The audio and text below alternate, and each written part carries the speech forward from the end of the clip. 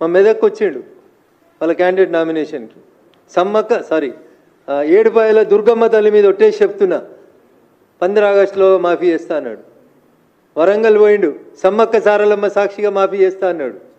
మాఫీకి పైసలు ఎడినాయో చెప్పమంటే ఇప్పుడు కమిటీ వేసి దాని మీద విచారణ చేస్తా, ఎవరికి ఇవ్వాలి ఎవరికి ఇవ్వకూడదు అంటున్నాడు. సార్, వ్యవసాయం చేసే ప్రతి భూమికి, వ్యవసాయం చేసే ప్రతి భూమికి, రియల్ ఎస్టేట్ చేసే భూములకు ఇవ్వకు, లేఅవుట్ అయిన భూములు ఇవ్వకు, కొండలు గుట్టలు రాళ్ళు రప్పలుండి కేవలం టైటిల్ ఉన్నటువంటి బుక్కులుండి వ్యవసాయం జరగనటువంటి భూములకు ఇవ్వు.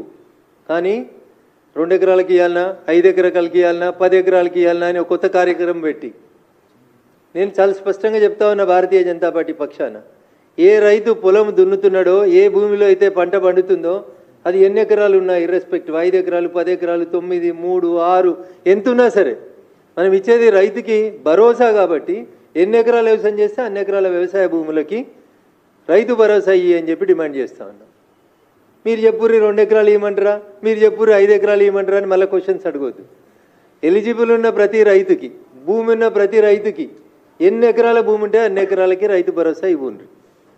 కొండలు గుట్టలు రియల్ ఎస్టేట్లు ఆల్రెడీ హెచ్ఎండిఏ లేఅవుట్లుగా కన్వర్ట్ అయినటువంటి వ్యవసాయం నుంచి వ్యవసాయేతరానికి మారినటువంటి భూములకు మాత్రం ఇవ్వద్దు అనేది చెప్పొచ్చు కదా.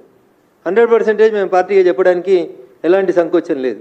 అందుకని ముఖ్యమంత్రి గారు, మాటలు కోటలు దాటినాయి, చేతలు తంగేళ్ళు దాటుతలేవు, సెక్రటరియట్ గేటు దాటి జీవోలు వస్తలేవు, కమిటీల జీవోలే వస్తాయా, పైసలు ఏమన్నా వస్తాయా, పోనీ 15 ఆగస్టు కన్నా వస్తాయా, అప్పటికి కూడా రావా? అసలు ఏం చేద్దాం అనుకుంటున్నారు మీరు? తెలంగాణలో రైతన్నల్ని, వ్యవసాయాన్ని ఏం చేద్దాం అనుకుంటున్నారు?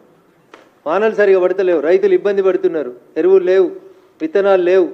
ఆఖరికి నిన్న మీరు కమిటీలు వేసిన 3 మంత్రులు ఉన్న ఖమ్మం జిల్లాలో ఒక రైతు ఆత్మహత్య చేసుకున్నాడు. తిరిగి తిరిగి తిరిగి తిరిగి ఎవరు రెస్పాండ్ కాకపోతే రైతు ఆత్మహత్య చేసుకున్నాడు.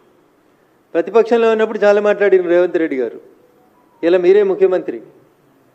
ఒక రైతు లైవ్లో పురుగుల మందు దాగి తన భూమిని ఆ గ్రామంలో ఉన్న కొంతమంది మీ పార్టీకి సంబంధించినటువంటి నాయకులు కబ్జా చేస్తున్నారని ఇబ్బంది పడుతూ ఆత్మహత్య చేసుకుంటే ఇంతకంటే బాధాకరమైనటువంటి విషయం ఇంకొకటి ఉండదు.